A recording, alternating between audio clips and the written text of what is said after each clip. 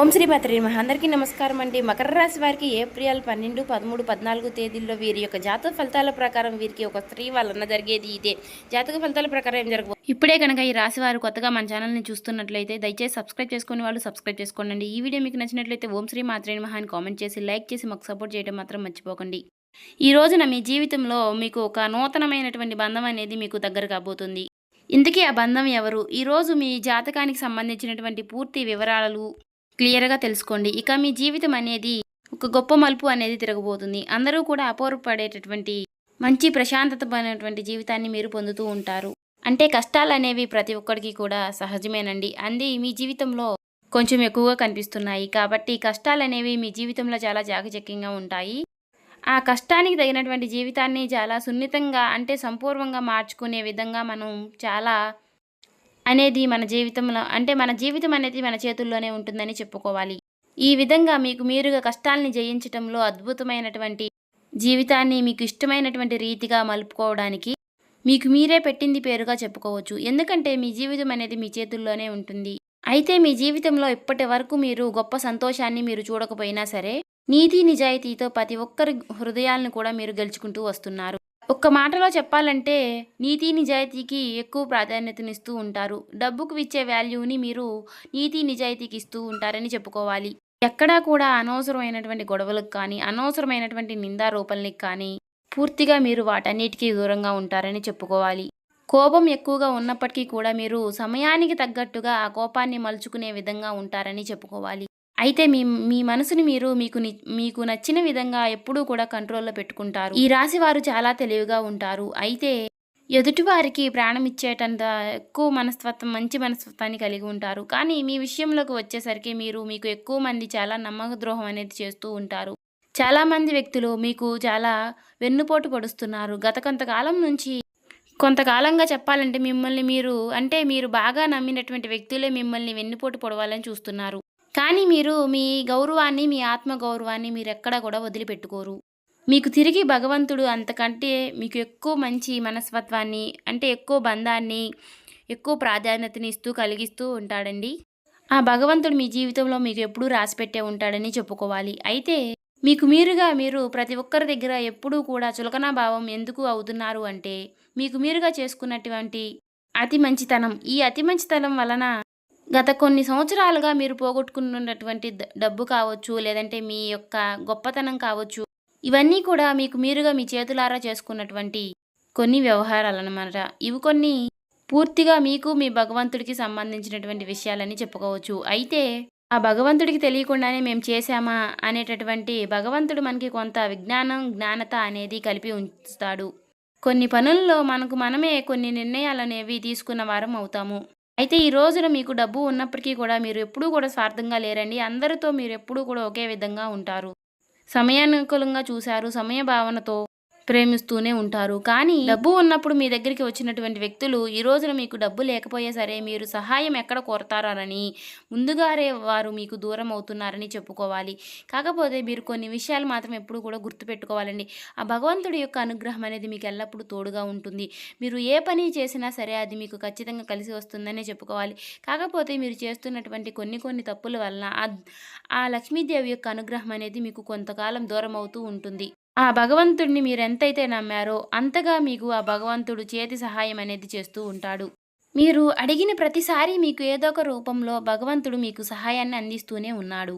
అయితే ఈ స్వార్థపూరిత ప్రపంచంలో మీరు నిజాయితీగా బతకడం అనేది మీరు చేసినటువంటి ఏకైక పాపంగా చెప్పుకోవచ్చు. మీ ఇంట్లో వారే మిమ్మల్ని అర్థం చేసుకోవడం లేదు. ఇక మీ బంధువులు మీ పైన లేనిపోని నిందలు వేస్తూ ఉన్నారు. ఇక మీరు ఎవరికైనా సహాయం చేస్తేనే ఆ సహాయం పొందిన వారే మీ గురించి చాలా చెడుగా మాట్లాడుతూ ఉన్నారు. ఇది అంతా వింటుంటే నిజంగానే మీ గుండె బరువెక్కిపోయినట్లుగా ఉంటుంది కదా. ఇవన్నీ కూడా గత కొన్ని సంవత్సరాలుగా మీ జీవితంలో జరుగుతున్నటువంటి కొన్ని విషయాలుగా చెప్పుకోవచ్చు. అయితే మీరు చెప్పిన విషయాలన్నీ కూడా అక్షరాలా నిజమని మీ మనసుకు మాత్రం అనిపిస్తే ఇది నిజమే అని అనుకుని మీ బాధను పంచుకుని ఎన్నో రాత్రులు పగళ్ళు మీరు ఎవరికీ కనిపించకుండా మీ మనసులో మీరే చాలా కాలం నుంచి బాధపడుతున్నారు. నాకే ఎందుకు ఇలా జరుగుతుంది భగవంతుడా, నేను ఎవరికి ఏం ద్రోహం చేయలేదే, 10 మందికి నేను పెట్టిన దాన్నే కానీ ఎవరిది నేను తీసుకు తిన్నదాన్ని కాదు అనే విధంగా మీరు ఆలోచిస్తూ ఉంటారు. నాకు చెడు చేసిన వారు కూడా బాగుండాలి అనుకున్నాను. నా కర్మ ఎందుకు ఇలా కాలిపోతుంది అని అనుకున్నాను కానీ, ఇలా అని భగవంతుడిని మీరు ఎన్నో సార్లు అడిగి మీరు భగవంతుడితో గొడవ పడ్డారు. కానీ, ఆ భగవంతుడు మనకి ఎప్పుడూ కూడా మంచి చేయలేదు. ఎందుకు ఇలా మౌనంగా ఉన్నాడు అని అనుకున్నారు కదా! భగవంతుడు ఎప్పుడూ కూడా మౌనంగా లేడండి. మీ సహనాన్ని చాలా కాలం నుంచి పరీక్షిస్తూ ఉన్నాడు. సమయం అనేది ముగిసిపోయింది. జ్యోతిష శాస్త్ర గ్రహణాల ప్రకారం మీ జీవితంలో ఒక అద్భుతానికి శ్రీకారం అనేది చుట్టబోతోంది. ప్రతిరోజు, ప్రతి సంవత్సరము కూడా ఒకేలాగా ఉండదు కదండీ! మీరు గమనించిన విషయం ఏమిటి అంటే, ఒకరోజు చాలా సంతోషంగా ఉంటాము. ఒకరోజు తెలియనటువంటి చాలా చికాకులు ఎదురవుతూ ఉంటాయి. ఇలా ఏంటంటే, ఈ రోజున మీకు శని భగవానుడు, అలాగే చంద్రుడు, అలాగే ఈ రోజున మీకు బుజుడు, ఇలాగ ఈ 3 గ్రహాలు కూడా మీ జీవితం పైన అద్భుతమైనటువంటి శుభదృష్టిని ప్రహరించబోతున్నాయి. ముఖ్యంగా రాబోయేటటువంటి 48 గంటల్లో ఆకాశంలో జరగబోయేటటువంటి అరుదైనటువంటి గ్రహాల కలయిక వల్ల మీకు ఒక మంచి స్వర్ణ యుగాన్ని తీసుకురాబోతుందని చెప్పుకోవాలి. అయితే ఈ 48 గంటల్లో మీ శరీరంలో, మీ చుట్టూ ఉన్నటువంటి వాతావరణంలో కొన్ని మార్పులనేవి మీరు తప్పకుండా గమనించబోయే సూచనలు కూడా కనిపిస్తూనే ఉన్నాయి. ఒక తెలియనటువంటి ప్రశాంతత, ఇన్నాళ్ళు మీ కళ్ళ మీద ఉన్నటువంటి మీ సమస్యలు, బాధలు అన్నీ కూడా తొలగిపోయి మీకు మంచి రోజులనేవి రాబోతున్నాయనే చెప్పుకోవాలి. అంటే మీ కళ్ళ ముందు ఉన్నటువంటి ఒక చీకటి పొర అనేది తొలగిపోయి మీ కళ్ళ ముందు ఒక కాంతి వరం అనేది కలగబోతుందని చెప్పుకోవాలి. అయితే మీరు చేసినటువంటి ప్రతి మంచి పని కూడా ఇన్నాళ్ళ నుంచి ఎక్కడో దాగి ఉంది అని మీరు అనుకున్నారు. అయితే ఇప్పుడు ఆ పుణ్యఫలమంతా కూడా భగవంతుడు మీకు వడ్డీతో సహా తిరిగి ఇవ్వబోతున్నాడనే చెప్పుకోవచ్చు. అయితే మీరు ఖచ్చితంగా ఒక విషయాన్ని మాత్రం గుర్తుపెట్టుకోవాలండి. ఈ సమయంలో మీకు మీ మనసులో ఎలాంటి ఎలాంటి నెగెటివ్ ఆలోచనలు అనేవి రాకుండా ఉండాలి.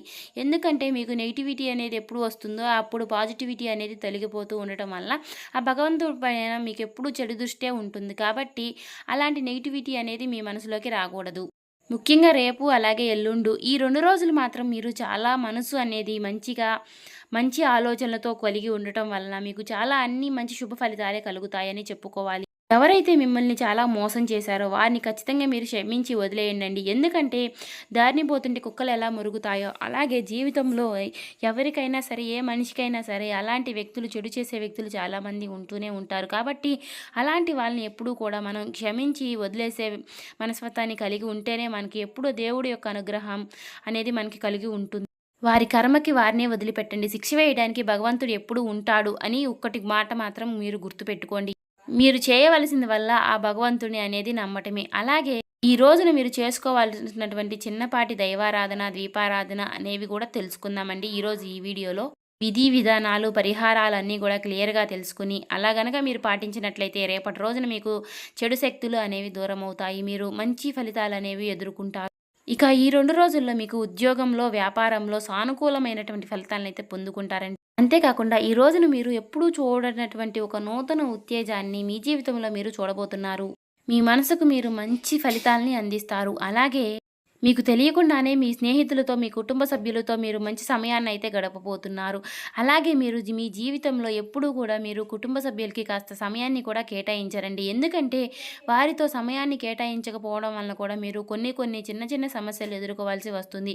ఎందుకంటే వారు ఎప్పుడూ అనుకుంటూ ఉంటారు, ఎంత సంపాదించినా వేస్టే కదా, మన జీవితానికి మనకెప్పుడూ కూడా మంచి కలగడం లేదు అని అనుకుంటూ ఉంటారు.